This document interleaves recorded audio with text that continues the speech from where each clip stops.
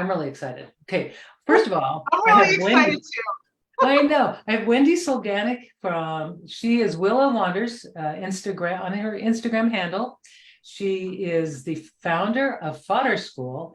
And I'll tell you, I'm going to tell you a little bit how I found Wendy. I found her on Instagram. Actually, I found her website and I just went crazy over the artwork she had. I mean, I was just like, I felt like I had a sister, a heart sister. I was just so excited about it. And I thought, I haven't been doing any classes. I've been teaching and I've been working, in product development for Yasutomo for a long time. And I figured, I need to refill the well. I went ahead and I signed up for Fodder School last year. And everybody's saying hello. Linda's saying hello and Jamie's saying hello to Wendy. So here's the history. Oh yeah. So started taking Fodder School. And of course, I'm like, having a blast. I'm posting things on Instagram about it. It's totally energizing me creatively. It's just a wonderful experience. And then the good news is I kind of made something happened where now I get to teach Fodder School for this Something year. happened. Something happened. And now I'm a teacher for Fodder School. And it's like opened my world up creatively. And I'm an old girl. I mean, I've been doing this for a long time. And I'm just finding it so energizing to be a part of a community and part of Wendy's tribe, this big, huge tribe of creatives and people who are just starting out and people who are really experienced. So it's a really fun, amazing, energizing course. And I just want you to know that this is the lady who started it all. So what we're going to do today, and then Wendy, and then I'm going to let you chat and we can just but she got a bunch of art supplies from Yasutomo because in April, which day is it? Or 1st of April, she's going to be at a National Art Materials trade show. She's going to be showing her style, but she's going to be using Yasutomo products. Now, today is the first time so basically she's going to ask me all the questions she can ask so that she can go to the show and feel sort of prepared. But that's what this is about. We're just going to sit and hang out and talk about art supplies. So Wendy. Well, I want to tell this story from my perspective. So we started this thing, Tiffany and I, called Fodder School. And immediately, you start seeing people posting on Instagram the work that they've made in Fodder School. And of course, there's always going to be some people that you're really going to connect with and you're really going to feel like, there's something there. I want to follow that person back. Oh my gosh, they're doing something. And at the time, I had no idea, Karen. I'm still discovering things about you every day. I just saw like, wow, Karen is like really, really a good artist. And I saw that every new project that we made, I was very attracted to the work that you did. And then slowly over the course of a long time, it's like I'm peeling back layers of this onion. And it's like, oh my gosh, who is this person, Karen? And then at some point along the way, Tiffany and I were like, well, that person, Karen, who we don't really know, like at the time, we didn't know you. We were like, she's so good. Maybe she would consider being a teacher in Fodder School. And then we were like, well, she has that YouTube channel, so she knows, she's a teacher of some kind. But we didn't know anything about Karen. I only come to discover today that Karen has been designing the products for a art supply manufacturer, Yasutomo, for 30 years. Like, this is like, I'm still peeling back layers and layers and layers of this onion. There's a lot of layers in that onion. And like Karen said, I'm going to be demonstrating in April at this national convention because Karen said, hey, would you want to do this? Would you want to take my place? And I thought about it and I was like, hell no, I am not doing this. I am not going to go and demonstrate in public. But Karen's like, no, let me tell you about this. Let me tell you, you're going to really want to do this. And so Karen told me about it. I got really excited. And then I got this huge package of art supplies from Yasutomo. And I said, Karen, I don't even know what a lot of this stuff is. I've never worked with it before. And even the stuff that I do know what it is, I don't necessarily know why Yasutomo, for example, like, what is it about your watercolor that is different than the watercolors that I already own? So I thought, if we're going to talk about this, like if we're going to spend hours talking about what all these different products are, why don't we do it with your Facebook community? Like, why don't we have this conversation so that other people can also get educated about what these supplies are? Yeah. So do you want to add anything else before I just dig in with my questions? Let's just dig in, because we've got only a certain amount of time and we've got a lot of supplies to go through. But, you know, this was Wendy's idea, and it's a fabulous idea. And if you like this, let us know in the comments. I mean, I'm not going to be able to monitor the comments in the, and I saw some people I recognize. Hi. I'm going to try to monitor it, but if you have any questions, put them in the comments. I'll try to answer them later. And if you want us to do this again, something like this with Wendy, maybe a part 2, because I don't think we're going to get through everything today, let us know. Let me know, because we'll be happy. Whatever you want to watch, we're here. So, but she's got a lot of supplies to go over, and I'm going to turn my camera on my table. And I'm not sure, Wendy, what you're planning to do, but I'll put my camera on and hopefully answer any questions. I'm just going to hold stuff up. That's it. I'm just going to be like, this is what we're talking about. Okay, and then what I'll do is I'll have my camera on the table, and then I can yet. Beautiful. Awesome. Can we talk about brushes first? Yes, we can talk about brushes. And I just want to say hi to people. Yes, hi to Jamie, Lucy, and yes, I was on the Carol Duvall show. Yeah, long before Instagram. Yeah, and I saw Julie from a lot of people I recognize. So happy to see, and I'm sure there are people that you recognize too, Wendy. I am not looking at Facebook, so just so everyone knows, I'm not looking at the comments. I'm just looking a little bit at the dot on the top of my computer, but trying to ignore looking at my own face. Maybe I should. Got it. No, we're having a chat. We're hanging out. We're having a little fun thing. And yeah, you just enjoy. Just enjoy. So I've got my brushes out that you've got these. Yes. So I've got questions. Yeah. So of course, as an artist for my whole entire life, I am familiar with these Asian paintbrushes. Yes. And I am a little bit familiar, of course, with Asian calligraphy and all that stuff. And I even own some of my own that I've owned for, I don't know, over 30 years. And I don't use them though, because I don't really know what I would even use them for, because I've become so used to using, the paintbrushes that everyone uses for watercolor. Right. So the first thing I have a question is what is the purpose? What is the reason why this exists in the world, and this exists in the world, and this exists in the world? What are the differences between all these things? Okay, so I'm going to go over just these are the traditional brushes used for calligraphy. They traditionally have a bamboo handle. So if you were to take a Western watercolor brush or European, you'll notice that the handles are shorter, right? So this is just a European style. These could be usually they're round. You can get some flats, filberts, those sizes, and they come in natural or synthetic hairs. Now this one here is this is bamboo, and they usually have much longer handles. They usually have a little loop for hanging. Now the reason you want to have a loop for hanging is so that you can dry them upside down, have the ink, you want any water to be going downward. So you don't want to ever store them upward. Now that's just kind of the construction. These are usually, in fact, they're always handmade. Most brushes are. They have craftsmen that make these brushes that know how to handle the hairs. There's a combination of hairs. The difference between just regular brushes, Western style, would be one hair type. Only one type of hair is going to perform for that brush, right? Now these are made of a multiple, usually 1 to 2 types of hair coming from the different parts of the body of the animal. Like some of them you'll see in this one, if you open it up, this is the WF5. So this series is called Wafude, which means It's a brush. It means it's a brush. And you just see there's a little white hair in there.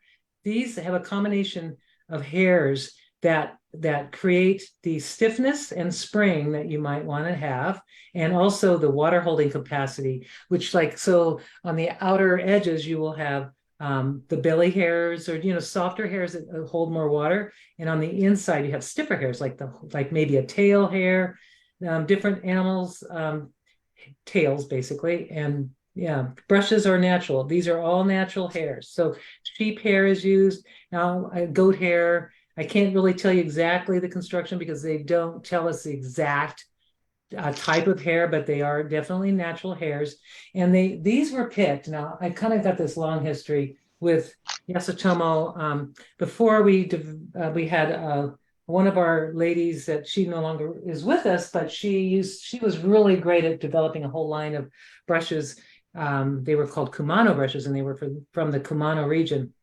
This time, the makers they just stopped making them, and we had to find another source. So these brushes are from Japan. They're made beautifully. These are high quality. They're kind of, high end, but they're very reasonably priced. Now this one, actually these three in this series, because you've got several, we've got 8 brushes in this series. These I like for watercolor. Now, you can use them for Sumi ink and calligraphy on rice paper. Ink painting is usually what these were designed for. But I use them for watercolor because they have a lot of spring, and they really are just beautiful and very expressive. And also for calligraphy. I know, Wendy, you're a fantastic handwriter and calligrapher. And I think you would love these for brush lettering. They're just incredible. Well, so one of the things that I don't love actually is lettering with paintbrushes, but now you're tempting me to try, because it's possible that the reason I don't like it is because I've been using the wrong brush all these years, because I've been using what I now know is called a Western brush, as opposed to a brush that's actually meant for lettering. Right. So you see that, like, if you look at this brush, and let's say I've got this other brush, this is the Western brush.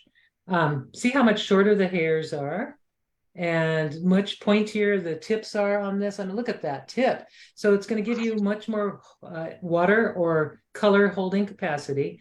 It's going to give you a nice sharp tip. It's going to give you more ways to express.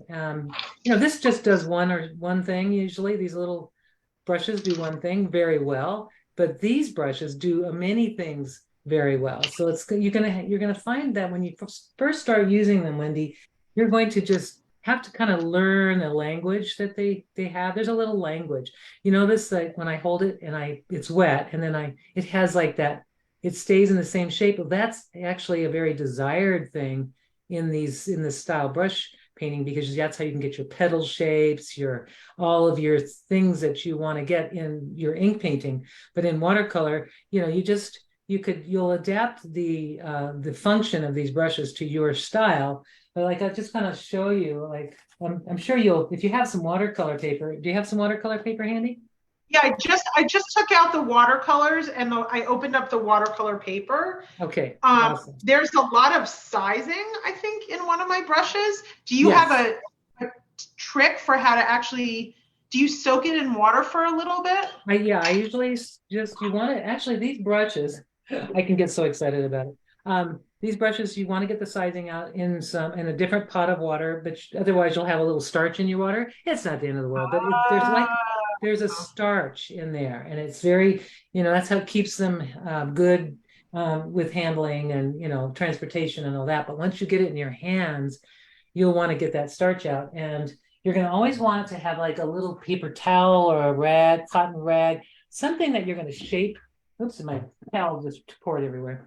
I always like to shape my brushes, with something like, so you get it wet, get the hairs conditioned, and then you shape it in your towel, and then you can start writing with it, or even when you draw ink or anything like that from it. So let me just this one is the WF1, which is, it's like the first in the series. And I don't know prices, so anybody who's interested in prices, I can't tell you.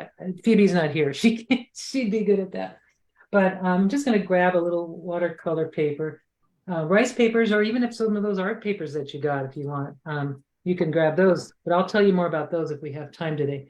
So So one of the questions that I have is, these brushes do not feel like they are still made with bamboo.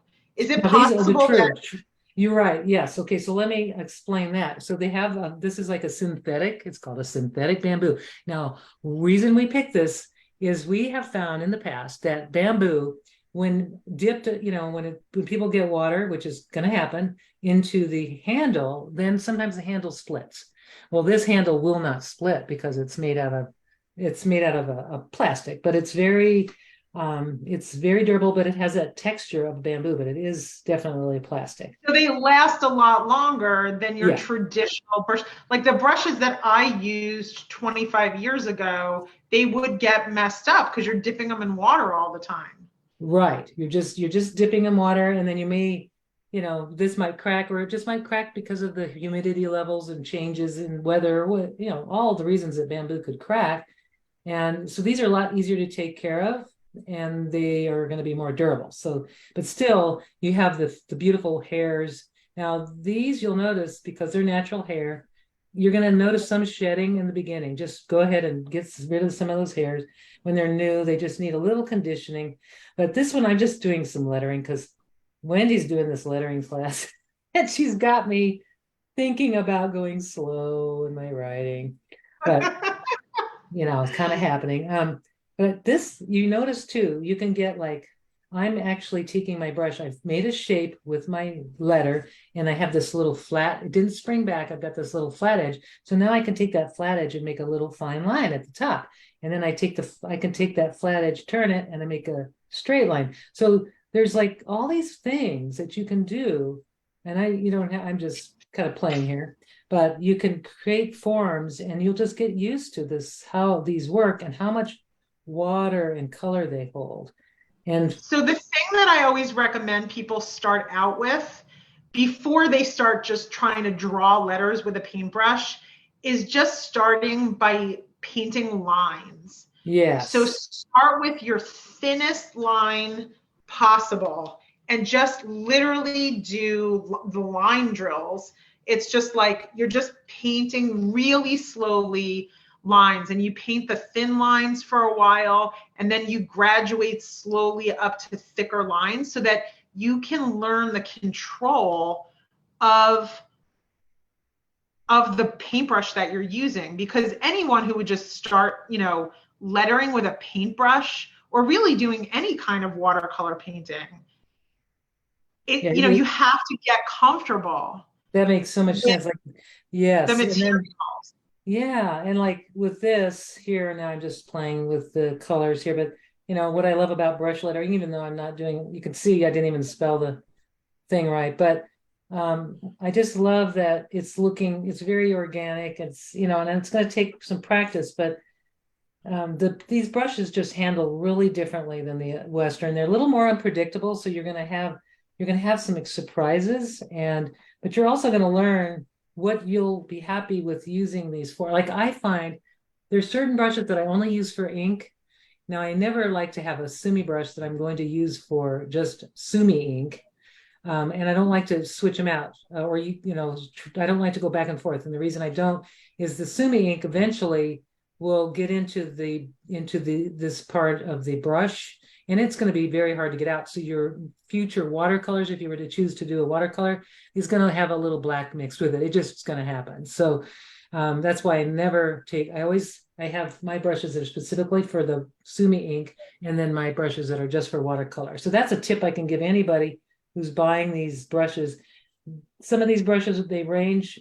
We have a brush that is really inexpensive, and it really under like $5. It's really inexpensive, but you just don't use your watercolors and your inks with the same brush. I think that I've heard that exact thing applies to any kind of using black paint with an acrylic brush. Yeah, That once you put black in a brush, that brush kind of is forever going to have the memory yeah, because of of the the yeah, black paint. yeah, the hair. It just eventually the colors or that ink absorbs up into the hairs and then gets into this So part that you too. should just keep separate brushes. So Keep them that makes separate. a lot of sense. And Yeah. like you had mentioned to me once before, tell me about Sumi ink, because honestly, like I haven't used Sumi ink in 25 years. Now, did you So get some in your little I goodie box? did, I did.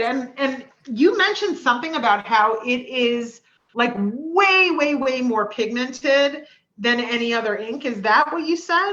Well, so really, actually, what I wanted, it's carbon. Okay, so basically, the Sumi ink is burnt soot. It's soot. So, oh, so somebody, Wendy's neighbor, she just brought a bunch of brushes from Japan. Come try them. Someone named Oh, that's Nancy. Nancy. Nancy, I just Nancy's an wanted to, I amazing caught that. artist. I wanted to Way catch better that. than Yeah, that's so cool. No, so the difference is like, so the Sumi ink is pure carbon and water. Okay, so, and this one has this black ink that I'm not sure which one you got, but one of them, this one it's called the KY2. It is AP non-toxic. I've even sold this to two tattoo shops. I mean, that's how good it's meant, even though it's not Wait, they use that to give people tattoos? even though we don't call it that, yes, I've sold gallons to tattoo shops in California. My oldest daughter is a tattoo artist. She does stick and Yeah. poke tattoos. Now, of course, we don't recommend it because you have to go through a different, series of testing. Gotcha. But you get so basically it is non-toxic. Now, this one is also non-toxic, which because a few years ago we changed the formula a little bit, is now considered non-toxic. In the past, it was health label because it had some ingredient. Now that's out, and there's a little PVA in this one that makes it a little more water resistant when it dries in the rice paper. So, but the inks are just carbon, like a soot from some vegetable soot or carbon, some kind of burnt material, and it gets mixed with water and a little bit of, in this case, PVA, and it may have some type of a very mild preservative, but it's all passed through ASTM. It's very safe. So, but this is Sumi ink is like, wow. If you put a little bit of it in your brush, it is intense. So I like using it as a mixed media. I'm going to show you, Wendy. I've got I brought my some papers and goodies. Probably And really good for mark making, right? Like if you're going to do a whole series of marks on paper, here we high go. contrast. Yeah. Ooh. If you want to just do some marks, meditative, marks, I just started making marks like circles and lines, and I kept layering until I got this. And now I can use this as collage fodder, right? I mean, in fact, I will. I plan to tear this, and this is rice paper. So this is something that we're going to be talking about too. And it soaks through on the other side in a lovely way. I just love it.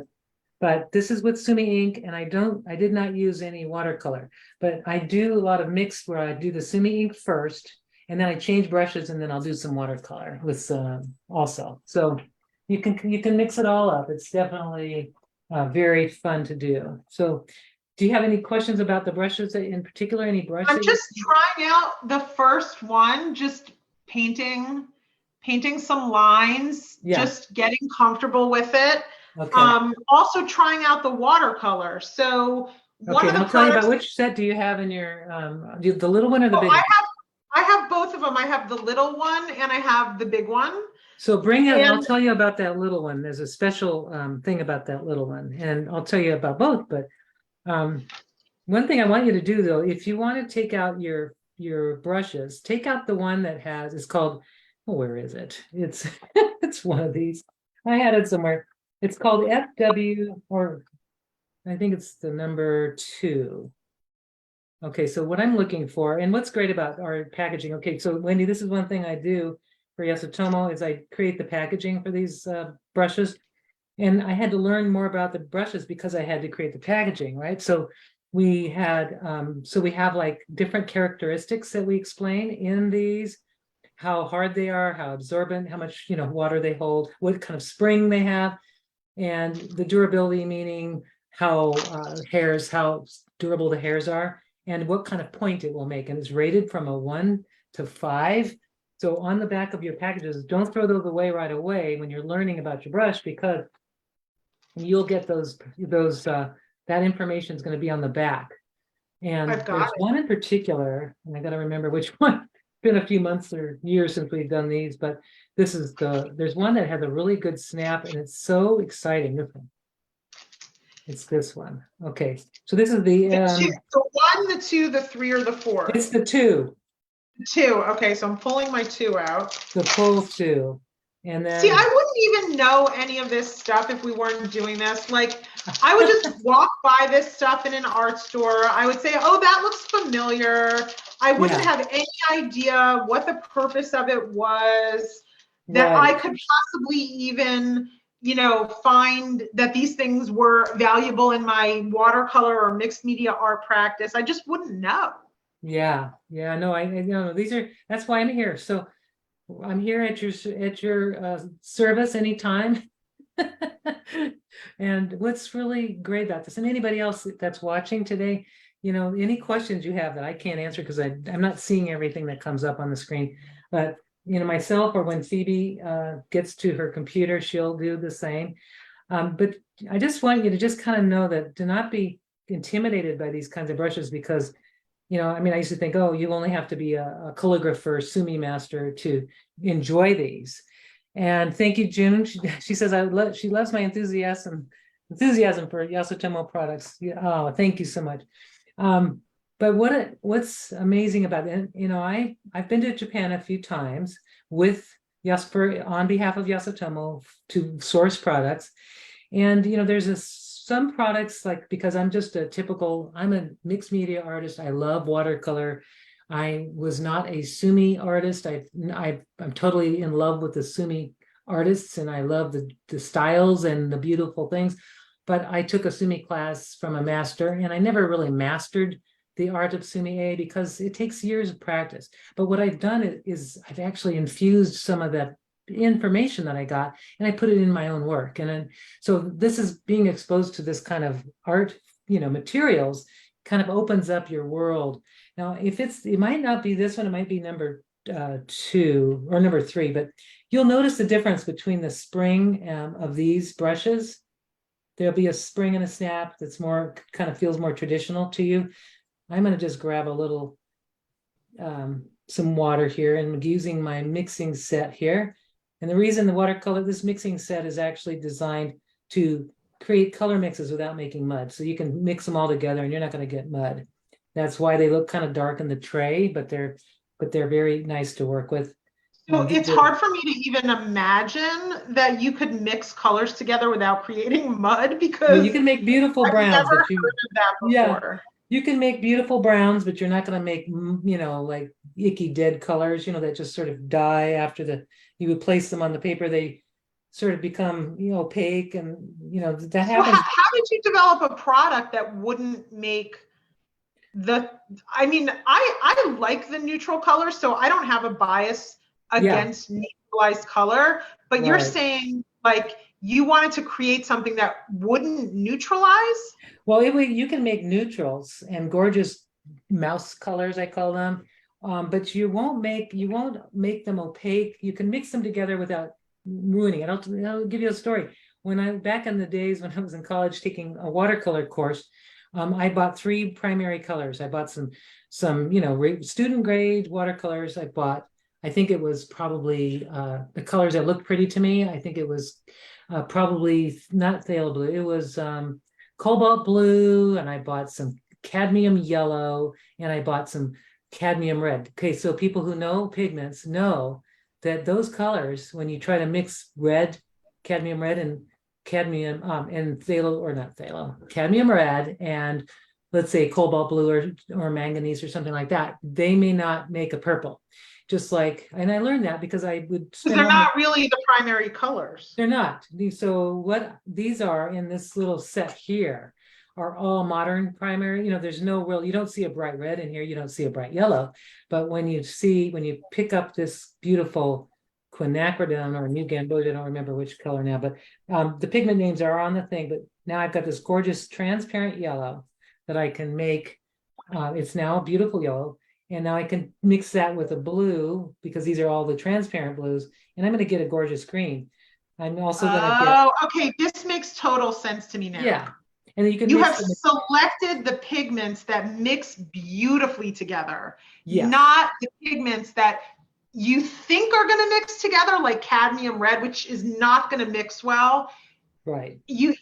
This is like, okay, wow, that's pretty exciting. So basically, it's like the modern primaries, that so they're not gonna. You've got synthetic and hues rather than the real. Some of the pigments aren't like many pigments. They're made very. They're heavy. They're opaque when you use them. So in this set, I just picked only colors that I knew were either single pigment or they had maybe a combination of pigments, but very transparent. So you're going to get your red, if you want a primary red, which is in the bigger set, it just looks like a red. You're going to have to make that red here by mixing the magenta with that yellow. So I prefer that anyway. I do I prefer too. using magenta, cyan, and yellow Yes. So that's over. basically, yeah, that's kind of where I came from years and years ago when I worked in an art supply store. I was just in an art supply store and I found golden acrylics when they first were just paper labels, just paper labels. They were so new. And I took it upon myself to find three colors that could make every color. And I put them up on a big display in the store. And I said, look, these three colors can make every color imaginable. And the one of the people from Golden came to the store to visit and he's like, who did this? Who did because he's like, well, we're not going to sell a lot of paint if you do that because you can only sell three colors. I thought that was kind of funny, but I've actually been doing that kind of color mixing all my life because I mentioned in my watercolor class that I took in college, I spent hours on a drawing and I ruined it by mixing the wrong colors together. And it made muddy, yucky, no, I couldn't layer or glaze over. It was just terrible. So that's where that history, why that happens there. That's why some people have anxiety over color mixing. Like, I definitely heard from a lot of people that color is not their thing. They're like, Yeah, I don't like doing that. But maybe it's just because they never started out with the right three colors. exactly. And I tell the people this all the time. It's like, okay, here's what you need. If you're going to go buy if you're going to go buy three tubes of the best paint you can buy, get yourself phthalo blue, red shade or green, but phthalo blue, or some people like ultramarine, but phthalo is the most like perfect mixing color, even though it's intense, but it's gorgeous. And then quinacridone magenta and a very transparent yellow, either Hansa yellow or there's some other yellows. And oh boy, my brain but New Type of Gamboa. transparent mixing yellow, not a yellow that has that opacity to it. Like a lemon Right, yellow is not a good right. mixing yellow. Right. Um, Or quinacridone gold is another one I love because it's got a bright yellow when it's really watered down, and then it goes to this gold, deep gold, and that makes a beautiful mixing yellow. So, those three, it's all you need. And then if you want to get, you can get a neutral tint if you want to start kind of creating, other combinations. But yeah, you can just go crazy with that.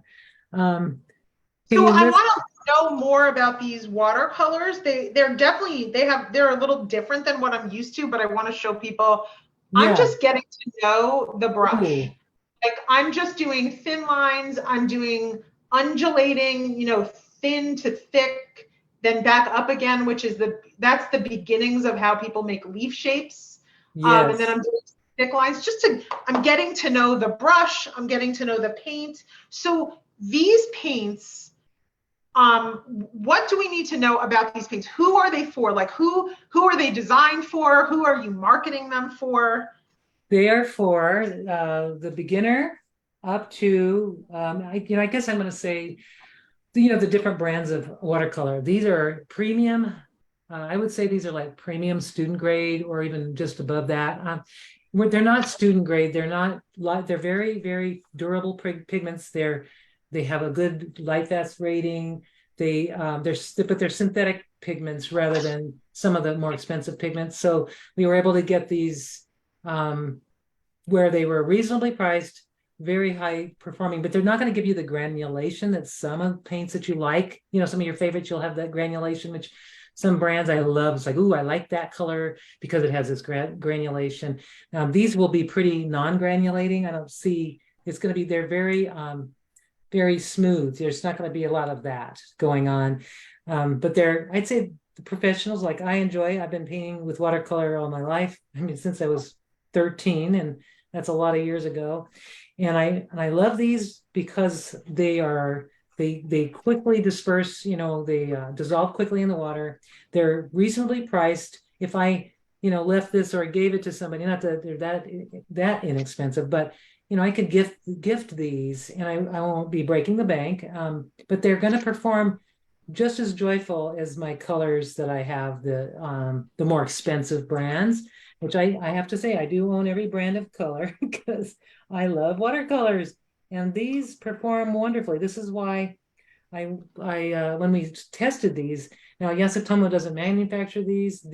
We have a manufacturer, and what I got in the development of this was every color that manufacturer makes, I got samples of, and I went through all the colors and tested them, and it took quite a bit of time to get this first set done because I wanted to make sure I could get this primary mixing set with these only 12 colors. That's why you don't see a white, you don't see a black. The color that's in here is a neutral, it's like a neutral tint. I forgot that it's not Payne's gray, but it's a neutral tint color, but there's a word for it. I should look at the box. I forgot already. Got the box. You've got the back. What's the last color say? What does the dark color say? Like I'm gonna look on the. You can actually look in the paper. Board. Yeah, the paper that explains that. The last two colors on the. There's indigo and Payne's gray. That's it. Those are the neutral colors that you can kind of make darker tones and values, but it's not carbon black. It's not opaque. So I picked those for a reason. And so that's what I just used on this little leaf. I love that indigo and this Payne's gray to make dark, shadows or dark. You can make them, they'll look black if you make them, if you don't dilute them much, you'll have a really dark line. So it will look essentially black on either one of those. So, but the set is just made for travel. You want to stick it in your purse. And if you're stuck somewhere, you want to paint, or you feel like you want to just work Would in you a say journal. that this set would be good for someone who has never used watercolor before? They have no idea if they're going to even like it. They don't want to invest a ton of money into it, and they want to try it out, and they want to have a set that they're not going to get frustrated by, because sometimes you can purchase, student grade things that are too studenty, and they can be super frustrating because they're so far from artist quality that they're like, there's a product that's sold in a big box store as watercolor. Yeah. And I don't even know what it is, but I would not call it watercolor. And I feel like people purchase that product thinking that they are buying watercolor. And it's like a set of 30 colors for $5. Okay, you're gonna laugh, but Yasutomo makes those too. But no, there's actually, we don't make them, but there's a very inexpensive, it's like 36 colors, and they look like gouache.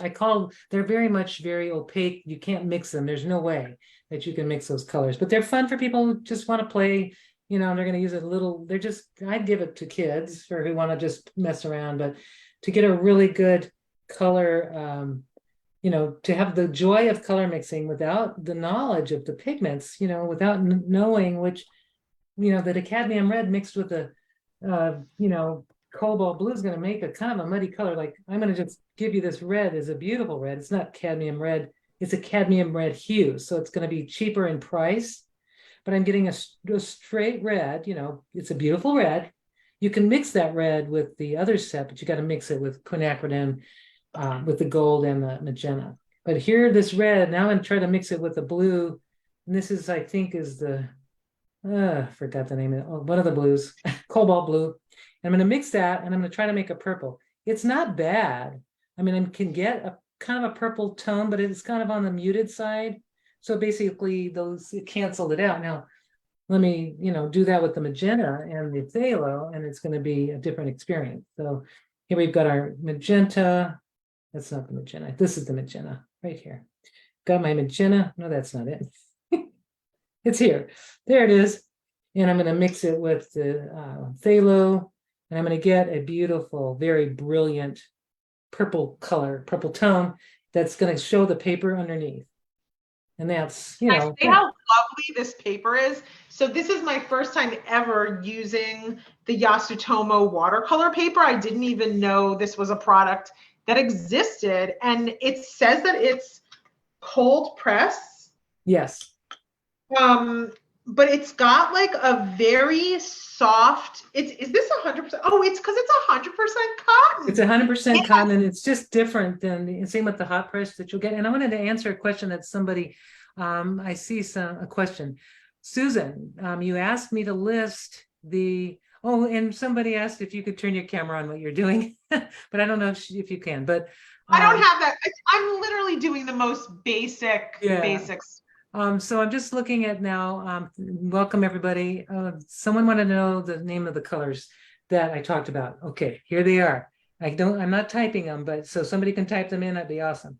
It's quinacridone magenta, it's phthalo blue, and I use Hansa yellow, but you can use, there's other diorite yellow, there's some different yellows. You just want to make sure when you're looking at them on the color chart that they are transparent. You don't want anything that says semi-opaque. So transparent colors, those are the three. Hansa yellow, which is really not a fully transparent, but but it works. Hansa yellow, quinacridone magenta, and phthalo blue. So I wanted to make sure that you had that answered. And thank you so much for that. Yeah, so I'm seeing lots of people are commenting, but you know what's neat about this? See, this is the little muddy, what I call muddy, but kind of gives me the feeling of those neutral colors you were talking about, Wendy. And this is that's a weird color, I have to say. Like I wouldn't be too happy if I mixed my red and my blue and I got that. You wouldn't be if you were doing color theory. Yeah, if you were doing color theory, you would go, oh, wait a minute, this is the color I want. So yeah, so that's kind of what this set here is all about. So like when you're at the show, you tell the people are going to ask, they're going to say, I already have 5 of these sets in my store, or you guys that are watching, you're going to say, I already have a bunch of tins I bought from Amazon, or I bought a Winsor Newton set, or I bought whatever, Cotman. These are different because these don't come in any of those sets. They're meant to mix. The colors are beautiful. So I skipped ahead maybe, and I got out my fusion brush. Oh, good. My number 4 fusion brush, which you can explain what those are. And I started using this color mixing set. Yes. And you're right. I'm making beautiful colors. Oh, good. Well, the fusion brush. Without even trying. Yeah, the fusion brush is going to give you the feeling and the experience more like you're used to. You know, it's got the spring. It's an all synthetic hair. It's going to all perform pretty much one thing. All synthetic? It's going to be one thing really well. But wait, you said the fusion is synthetic?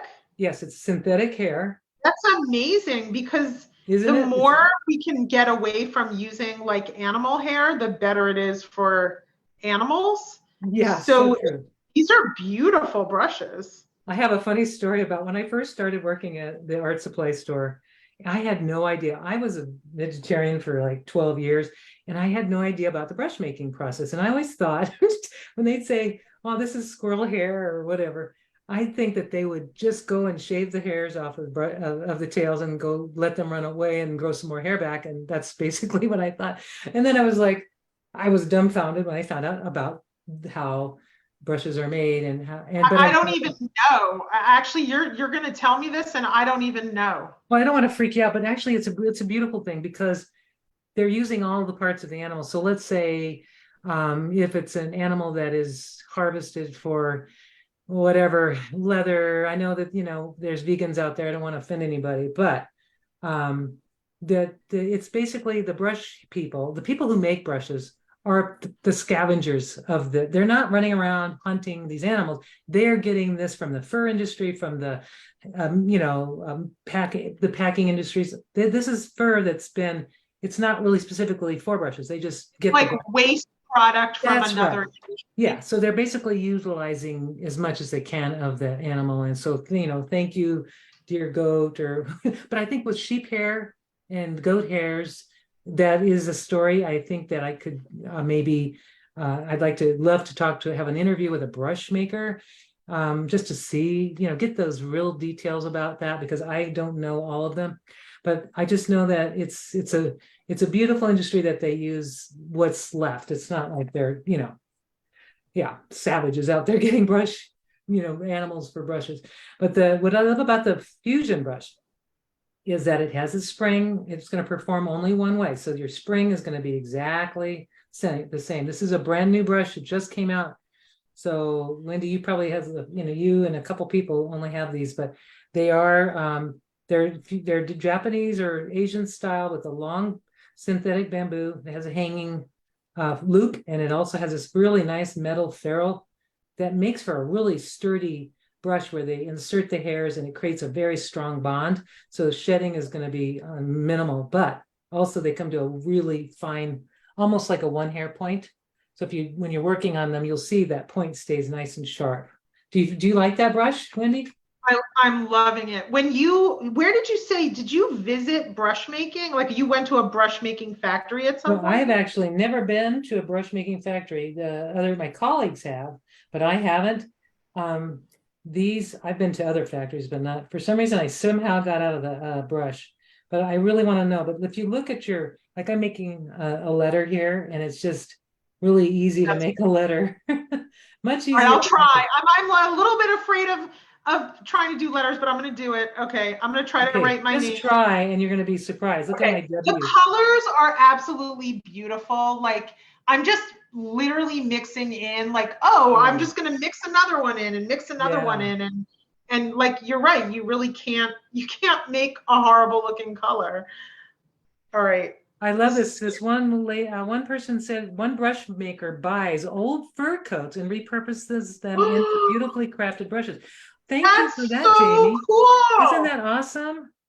Yeah. So thank you for mentioning that, because it's, I've never been, but I love this. The whole brush making thing, that people are making brushes out of like repurposed handles and, baby hairs. In fact, there's a place in Japan, one of my colleagues, she had her baby's hair turned into a brush. So she cut the baby in her first haircut, and then she had the brush made, and it was really beautiful. So so people want to know which brush maker buys old fur coats. They want to know.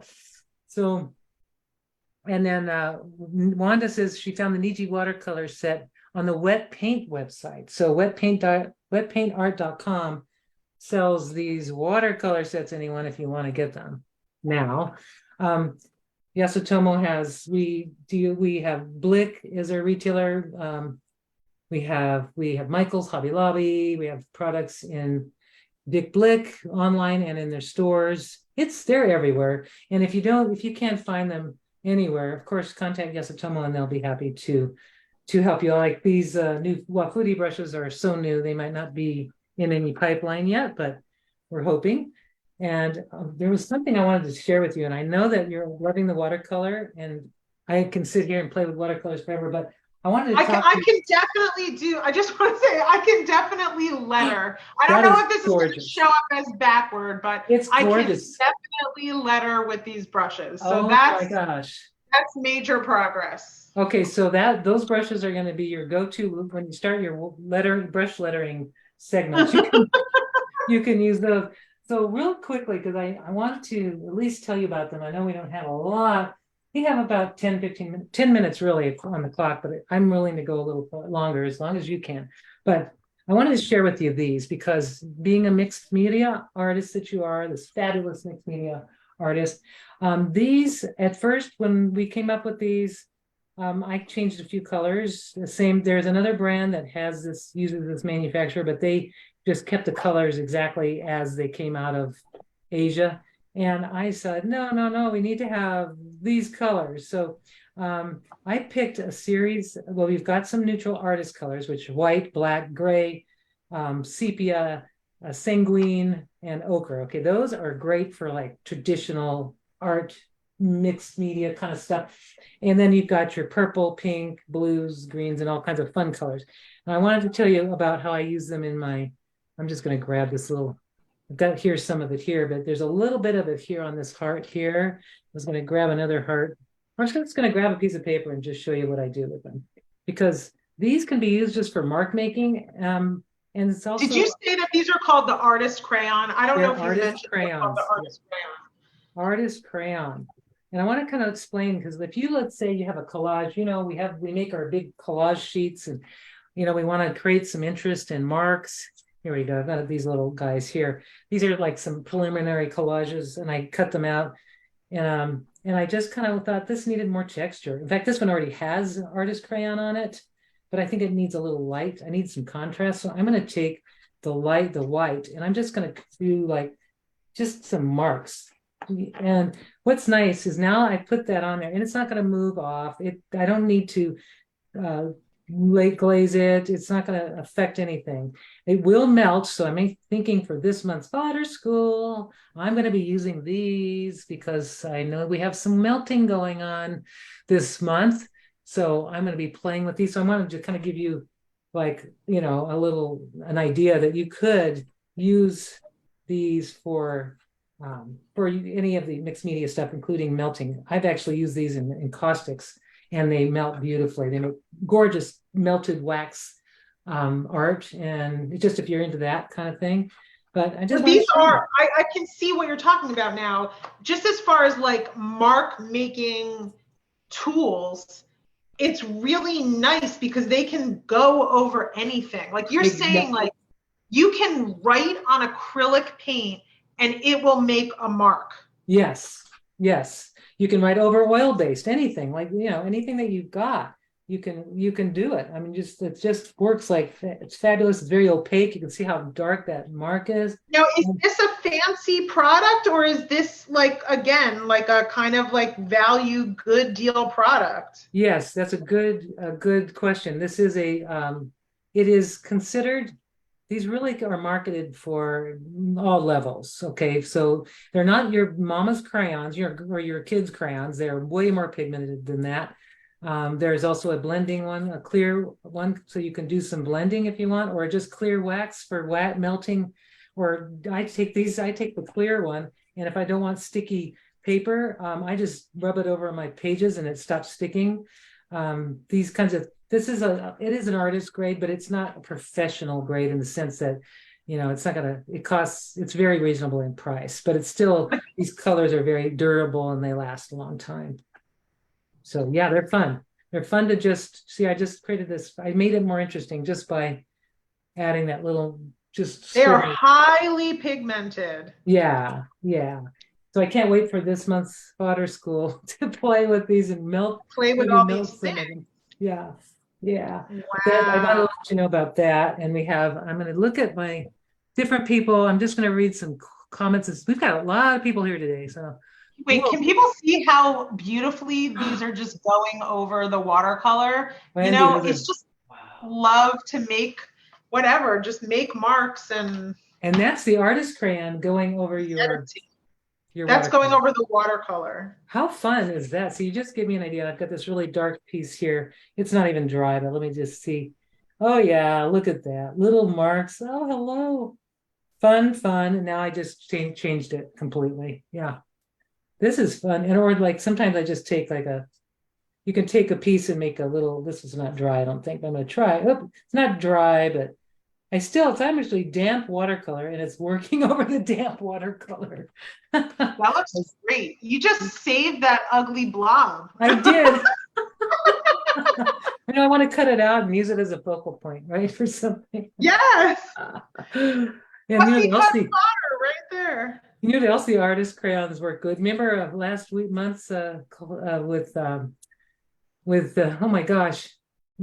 oh my gosh. Last month was Liz Constable, and the month before I was calling our book art studio, but I used this white, and I kind of just scribbled it over the texture to lift up those little, just to give it a little highlight. So if you have some texture, you want to highlight it, you just take or color. Let's say you want to add a little brown.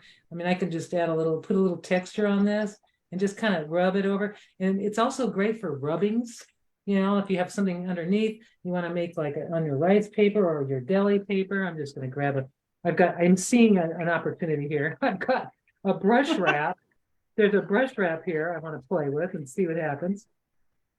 And I'm just going to take this and take a color, I don't know, a brown, I guess. And I'm just going to rub it over, and I'm going to create this incredible texture. Oh, that's cool. Isn't that fun? And then I can use that as fodder, of course, and I probably will. I'm going to just rub it again, give it a little different color, and maybe hit it with the white just for fun, see what happens. Or I can shift it just a little and then create a new line. Now, are these water soluble, or when they're dry, Yeah. they're done? They're completely dry always. They're wets. They're never, they don't have a drying time. They're already dry when you So they're not going to move if it gets wet. right. Once you put it on there, and then you put it on. So then you can take your watercolors. Here we go. And you can, of course, this is deli paper, but you can make it as a resist. This red is not the color I was meaning to do. Here, let's see. I'm going to use like maybe that Payne's or that indigo might be pretty. But just, see how it acts as a resist too. So this is where, those crayons, I'm going to keep them closer to my table than I usually do, because I always forget about them until I start talking about them for Yasutomo. And then I go, well, why don't I have these more often? Because I love the effect that it gives. And I think this would be more fun on a piece of watercolor paper or just rice paper too. So we do have a few minutes to go over. So if you had questions. We have to stop in 4 minutes. Is that the deal? Like we have to be done? No, we don't have. We can go as long as we want. It's our meeting. Well, because I do want to make sure we touch on one product before we go, just in case we don't ever have like the day 2 that I want to have with you. I want to talk about the water brushes. I want you to tell the history of them. Yeah. I just think people will be mind blown to understand like the history, the story behind them, because water brushes are something that I purchased many, many years ago because I was told like, oh, you have to get this product. But of course I didn't buy a Yasutomo water brush. I bought some other water brush, and it was a miserable experience. And I thought, I literally thought I hate water brushes. And Karen, you were like, talking about how you use these water brushes. And I was like, why? Why would you use that? And then when Yasutomo sent me the box of supplies, there were a lot of water brushes in there. And I thought, let me just try this out before I get on that Zoom with Karen, because, I'm just so curious. And I was totally surprised how different the Yasutomo water brush is from the other crappy water brushes that I'd used in the past. Right. So you can get like water brushes that come in a 3-pack. We do sell a set that's value price, we call it. We try to be nice. They're cheap in the sense that they don't have the type of engineering that these have. Now, this is the original Niji water brush, which is, Yasutomo actually doesn't make it. Here's what happened. When I was 30 years ago, I think it was close to almost 30. It was probably 25 years ago, maybe, because my history with Yasutomo goes back more than 30 years. But about 25 years ago, I was in Japan with Yasutomo, and I went into the Ginza district and went into a traditional art supply store in Japan. It had a calligraphy material, Sumi ink. It had empty brushes that were empty, and it had empty ones that were filled with just ink. And I remember telling my boss, I said, these would be so awesome just with water in them and using them for watercolor. And that was, no one had anything like this here. It just wasn't, it didn't exist as a tool for watercolorists. So we came back, took maybe a year or so, but once we brought them into the country as a just water only, as a water container, and with basically water in the handle, right? So the difference between this brush and your cheaper ones that you've experienced is that there's some parts, they took a lot more care in making these so that they distribute the water without just squirting it out. So there's a little foam insert, there's a little valve, like not a valve, but it's actually a little thing that keeps the water controlled to a controlled flow. Now, Yasutomo just came out, and I think you have those. They're the Premier water brush, which is in your hand, I think where you showed me earlier. It has a long handle that it's like a plunging handle, and that one is the Premier. That one is made for Yasutomo exclusively. It's got a different type of hair point. So like if you take the Niji and you take the Premier, they're going to have different tips, different kind of performance because of the length of the tip. And they have a different way of getting water into the handle, but they still have a great performance as far as using it as a watercolor tool.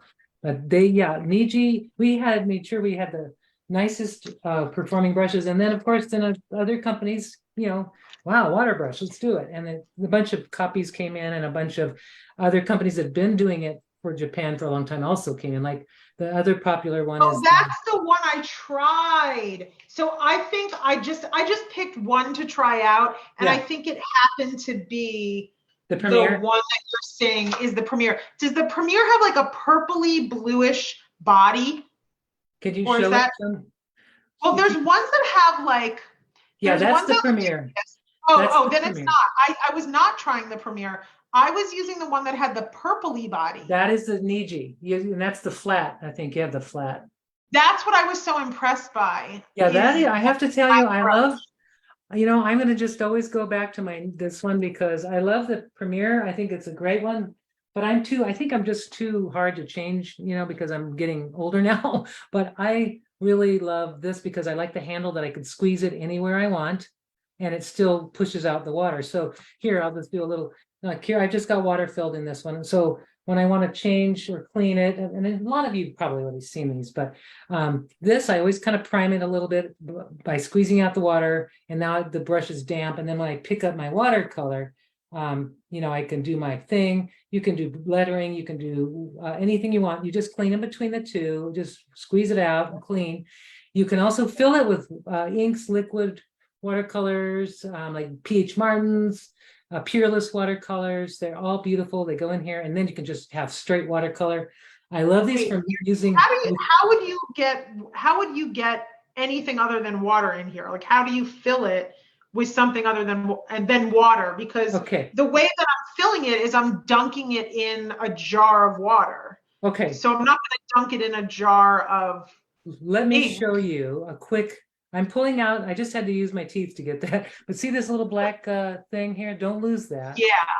But now you have a nice wide opening. Oh, okay. You can use it one of those little miniature funnels, like a little miniature funnel, pour it in, or some of the water dropper type, like P.H. Martin's has the little, Windsor Noon have the little droppers. You can just drop it directly in. But that's how I do it now. Can you put Sumi ink in one of these? That's what they were intended for originally, yes. But that would be a really great way to do like mark making on paper for collage fodder. Yes. Because you wouldn't have to keep dipping, and it would just be a cleaner experience. Yeah.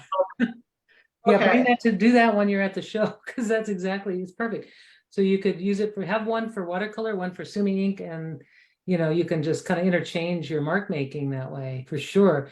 The other thing, if you want to, these handles, even though I don't do it, but they are interchangeable. They all fit the same, thread on the handle. The brush heads fit. Now, I've had these for some of them I've had 20 years, and they don't go icky. They're just beautiful. Now, some people say that they've gotten mold if they store it for too long. So Lynn just asked about the crayons. No, the crayons are not water soluble, and they should be available in stores. And if they're not, please ask your store to carry them. And if you need to really get them right away, please contact Yasutomo or go on the Yasutomo site. Yasutomo does have a Shopify site, but usually some of the retailers, maybe Blick carries them. Normally, Phoebe to be here to answer those questions. So the question or the thought. Okay, where was I? I just was reading at the same time. What was I saying? Oh, yeah. So people were experiencing mold. Okay, so the long-term storage, they do recommend, it's in the packaging, is to take when you're really not going to use it for a long period, like I'm talking months. And if you live in a humid climate, I don't. I live in Arizona, so, they don't.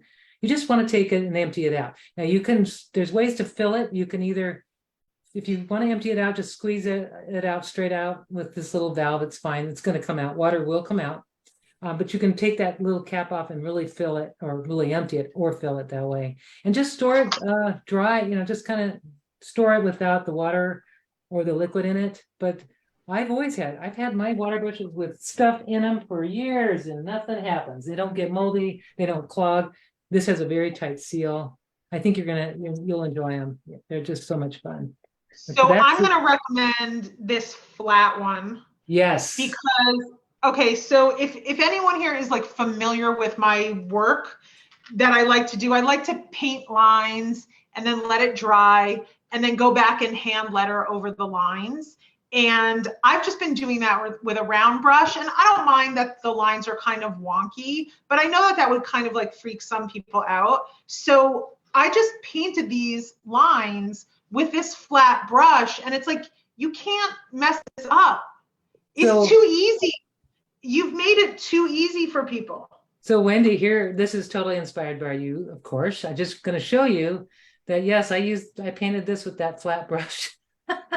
So it just makes it so easy. Makes it very easy. Yeah, you're right. And then I like the round when I want to do like, funny little wonky, just wobbly lines, but that flat brush is really great. And the other way it's really good is if you take that, if you unscrew the little cap, there's actually a little, if you take the top, it's kind of, what it does is it splays out the brush and it creates like a fan brush.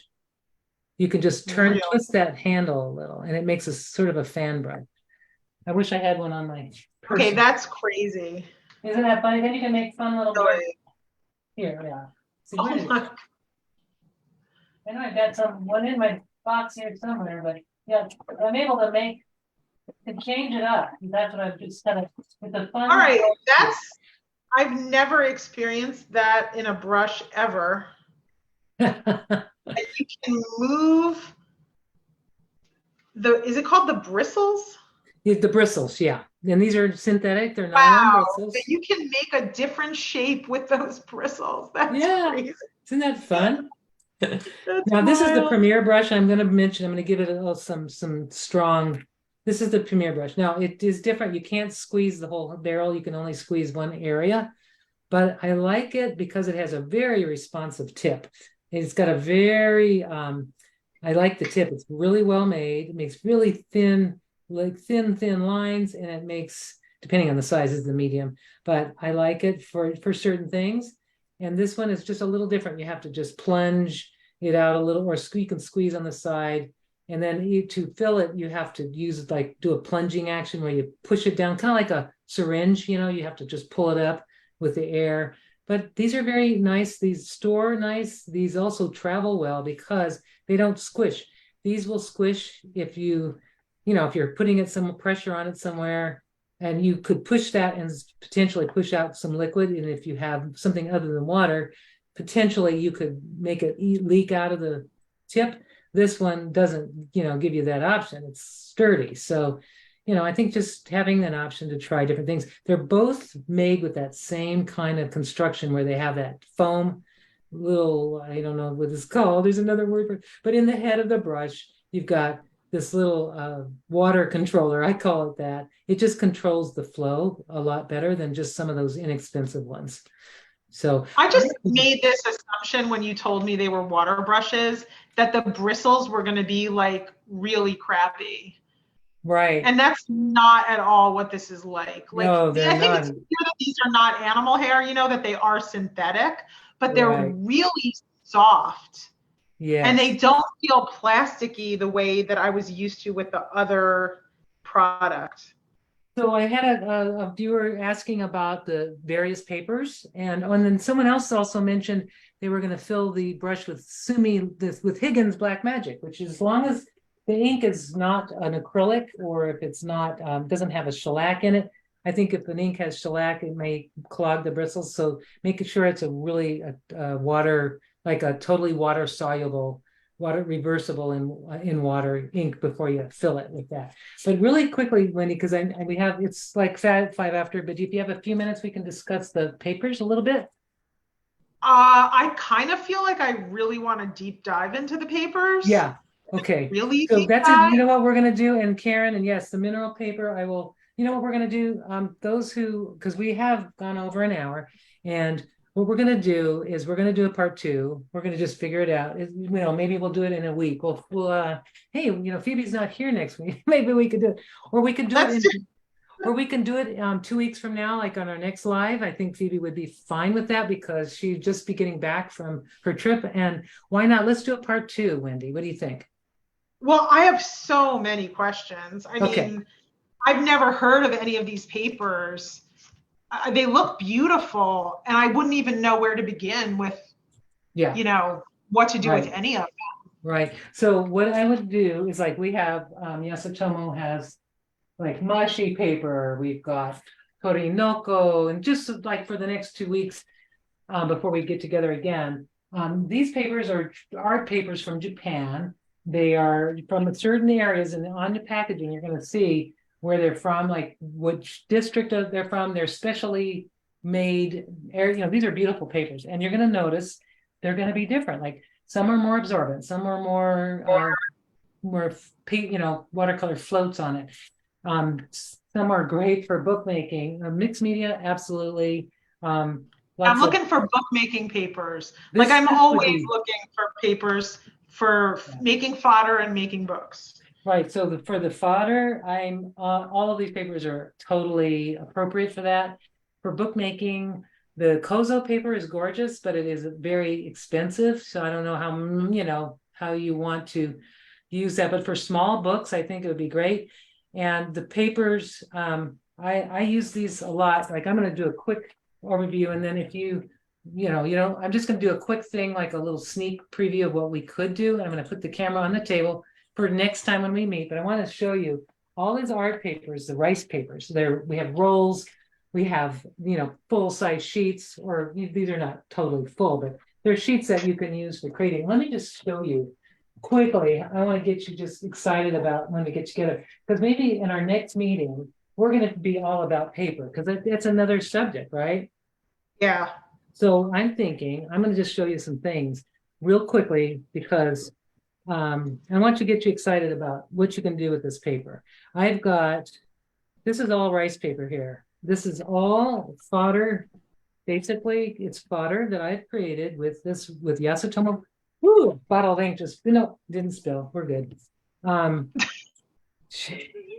Well, I have to show you too. My fodder school project. I'm going to show you my final fodder school project for June. If anybody's Oh, this is a sneak peek This is right a here. sneak preview, but I have to show you this because the inside of this book, which is made out of one sheet of paper, is made with this paper. It's a paper roll. It's 11 inches wide by 60 feet long.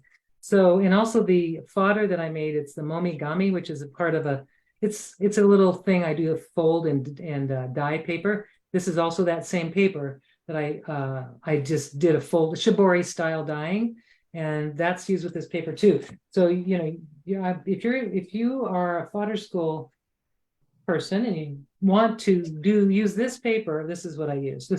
So it's a 6 mmK, and it comes. You'll be able to make several books and several tons of fodder with it.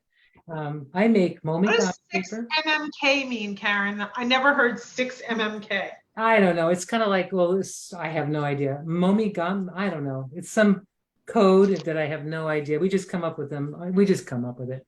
Maybe K could be my name, Karen. I don't know. Oh, so it doesn't mean like 140-pound or 300 grams. It doesn't mean a weight. It's not a paperweight. No. And we usually give the weights like on our new packaging. This must be an older one.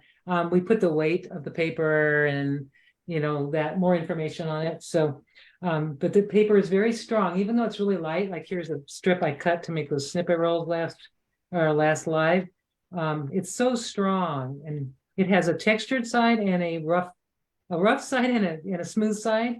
You paint on the smooth side and you glue on the rough side, or you collage on the smooth side, glue on the rough side, if that makes sense. So if you're going to be doing fodder making, jelly printing, anything you do it on the smooth side. And then the opposite side is where it's going to bond to the glue to your substrate much better that way. So just as a quick sneak peek, I'm going to show you just some things I've done with all the different types that we have. And then the next week we're going to go, and somebody said it's in her shopping cart. I love it. Oh my gosh. That is so cool. So I'm just going to grab This is momigami made with rice paper. It feels like fabric. It looks like fabric. I don't know if you see that, Wendy. I know you're loving doing the watercolors, but No, I'm touching paper now. I'm like, yeah. So what is this magical paper? it's so beautiful. This is like a momigami that I gel printed with acrylics, and then I wrinkled until I got this fabricy feel. And that there's a whole, art form in Japan. They do this to make clothing, and you can just make gorgeous tactile fabric feeling pieces for your Out of this roll of rice. Yeah, you can use that roll for that. Yeah. I use some of the larger papers like the Gassen and the Torinoko, not Torinoko so much, but the Gassen and the Masa. Oh, these are the ones I was just showing you a second ago where I put them away already. But here we go. The Mashi, these types, they're unbleached hemp paper. This one is. You're gonna see them and you're gonna go crazy. And I know you're gonna paint like crazy and collage, but you can stamp on them, stencil. They're so lovely to touch. They have such a beautiful they feel great. And this is just a gel print I did on the cheapest paper we have, which is it's like our student practice paper, and it's called 6H. That's the pad. 6H is a really inexpensive bright white rice paper, and it's really good, very heavy, got a nice crisp feel to it, but it's not expensive, and it does gel printing. It's just gorgeous. And this is another, I did some watercolor gel printing, I think, mark making with Sumi inks, and it absorbed through, which is, I love that look. And here are some more. I had a whole class I did on rice papers, or a demo or something. I went crazy making double-sided stuff, spray paints. Here's some gift wrap I made with it. It's fodder. This is all collage fodder right here, and all with the rice papers. And the reason I like rice paper, and here's a shibori that I love that. The reason I love rice papers is it's strong, it's thin, its collage is like crazy beautiful. It lays flat. It's just a stunning paper to work with. And when you tear it, it tears beautifully. Like it leaves a thready, like I'd hate to tear these. It feels like fabric. It does. Yeah. And paper that feels like fabric. Yeah. And it's so strong. So let's say I want to make momi out of this. When I say momi, it's that wrinkled paper stuff. But I could just, it's so strong. If you just keep doing this over and over and over, but usually you treat it with a starch, but we can go over that later. But just what's going to happen, the more you do this, you're going to break down you're breaking down the bond a little bit, but with like a piece of typing paper or bond paper, that thing's going to fall apart. This is going to stay and get softer and softer and softer until it becomes like a piece of fabric. So you can sew on paper anyway, but wouldn't that be gorgeous just to sew when you're doing some collages? You can add that little soft paper momigami, just a little soft little snippet of that goes in. Oh, I'm excited. You're opening up like a whole new world. A Western mixed media mind. Yes. Of all of this Asian craft that is available when you just change the substrate that you're doing it on, that we wouldn't even know existed. Exactly. And at least I would. I don't know if other people are familiar with all these papers, but I mean, I've heard of rice paper, obviously, but I definitely wouldn't think like, oh, I got to go get me some rice paper to make collage fodder. It just wouldn't even have crossed my mind had we not found each other. Right, so here, like you have this beautiful roll, 60 feet. You've got a lot of paper to play with. And well, first of all, the little tissue is nice, even that they pack it in. But what you have, you've got some tissue now, fodder. You've got some fodder to make, right? Can I watercolor on here? You can. I'm not sure what it's wet strength. I haven't tried it yet on that with that. But this paper, so when you take it, you'll feel a smooth side. And then on the inside, it's kind of rough. So when you're painting, if you're going to do like a little fodder mark making session, you just unroll a little bit out, and you can put like something here to weight it down. But then you can make your marks using whatever you want. Like if you wanted to do, I think it'd be fun to do like a little resist thing. So I'm going to just grab I'm going to just do a couple of marks of this white because I kind of feel, just to show you, whatever you want to do, you can just do this. I'm just going to do that quickly, and then I'm going to take my brush. I could use Sumi ink, or I can just go ahead and use this beautiful kind of indigo Payne's gray combo. I'm just going to put a little marks, a little bit of just sort of expressive brush strokes. See how that white is totally resistant. So, I could make all kinds of little fodder, just little snippets that I'm going to use for later. I can make more here. And this by itself is just a session in meditation and relaxation, right? We can just do this and just kind of have fun creating patterns. And then we can use this after it's dried. We can tear it up, put it in our collages, put it in our books or journals, whatever you've got. Or you can create this as the books themselves. This makes great book paper because it's so strong and foldable. I love folding with this stuff.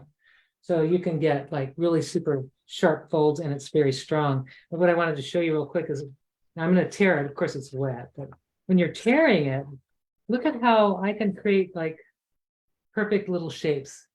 Ooh. See the grain, because it doesn't have that, obvious grain. So, oh, somebody said something really sweet about, oh, that's so nice. Thank you. Opening one's mind to new things. Yes. So this is just like a little mound.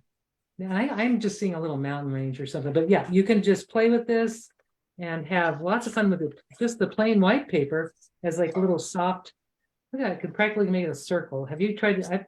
I've never been able to make a circle with regular paper because it just has a grain. So grain, this one has no grain.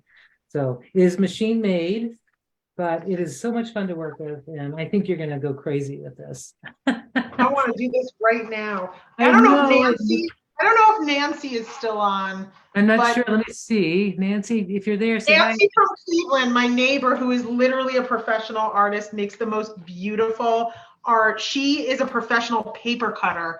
And I know that in her art, she overlays her intricate paper cuts, and under them are these decorative papers. But I don't think Nancy is making her own decorative papers. I think Nancy is purchasing commercial decorative paper. So I'm going to make a plug here, Nancy. Make your own paper. Oh, that's so great. And so we will teach you in Fodder School how to make your own decorative paper. Yes. Now, someone, a viewer, she's mentioning our hands-on creativity. Thank you. She mentioned shibori paper is Orizo Megami technique. And there's a book by Kristen Lawson, Artware Publications. It's in there. So read the comments. There's some really, I think there's a lot of viewers here who know their stuff, probably even more than me, as far as the proper Japanese names for some of these techniques. So I like to do a fusion of that. Wait, I have to interrupt. Yeah. Just the white crayon on the white rice paper, like the white on white, is gorgeous. Yes, I want to see yours. It's just white on white. You're not going to be able to see it on the camera. Right. I don't think. It's hard to see. Can you see very that? Very subtle. Very beautiful. It's subtle and it's beautiful. Yeah. This is like you don't have to be like some kind of incredible artist who can draw, realistic stuff to like have so much fun with art. If you can draw a little mark, you can be an artist. Well, and that's what, remember when we were little people, that's what we did. We were little kids and we were making beautiful works of art. And then at some point our brains or somebody told us, no, that's not art. And then we became intimidated, and that's really, let's get back to our young selves where we felt free to create art and just had so much fun doing it. And that's what this is about. And that's hoping I'm hoping that is going to happen for everybody that's watching. And I'm really excited about a lot of people. So I'm sorry I couldn't talk to everybody. Oh, that's sweet. Someone said my voice I think it's my voice, or it could be Wendy's voice, but we're having a good time today. And so somebody, Very Nancy, did excitable. you mention Nancy? Was it I Nancy did. Schwartz? Nancy, Yes. she says you are on. I just purchased a lot of handmade from Japan. So yeah, she's watching. Because So Nancy just went to Japan. she just went, oh boy, I hope you brought a big suitcase because that's how. Nancy, are you going to decorate your own papers now? That is the question. Are you going to start transforming those papers into original papers? She probably will. I get these a little bit late. Pressure is on, Nancy. And so Pat Smith, Pat, thank you. Thank you for letting me ditch the origami class and make it earlier for this week. Because my club ladies, we were supposed to go on at the time we went on today. So they were very kind to accommodate me and my new schedule for today. And we might have to do this in a couple weeks. So, oh, so she said she'll start painting more. So Nancy said she'll start painting more. All right. Just Well, make you know what? marks. We've had so much fun, and look at that, Wendy. Wow. Okay. Oh, Uh, I love it. I love it. I know you're on a roll now. This I'm is on a roll. I'm not going to stop. She's on a roll, literally. It's a rice paper. So I wanted to thank everyone that stayed and watched us hang out. And you know, you're going to see some, I'm sure Wendy's going to post pictures probably, and you know, just look for her. If she does some things, she's going to see it. And I'll post some pictures and we'll stay connected. And in 2 weeks, we're hoping to do this for the papers. Okay. I haven't made it a plan, but I think it's going to work. We'll set it up and we'll do a little deep dive into the rice papers. So, because we got you a little teaser today. Thank you so much, Wendy. This was a blast. Thank you for teaching me about these materials. I really, really appreciate it. Oh, that was so much fun. So we will see everyone the next time in a couple weeks, and have a really good weekend. Take care, everybody. Thanks for joining us.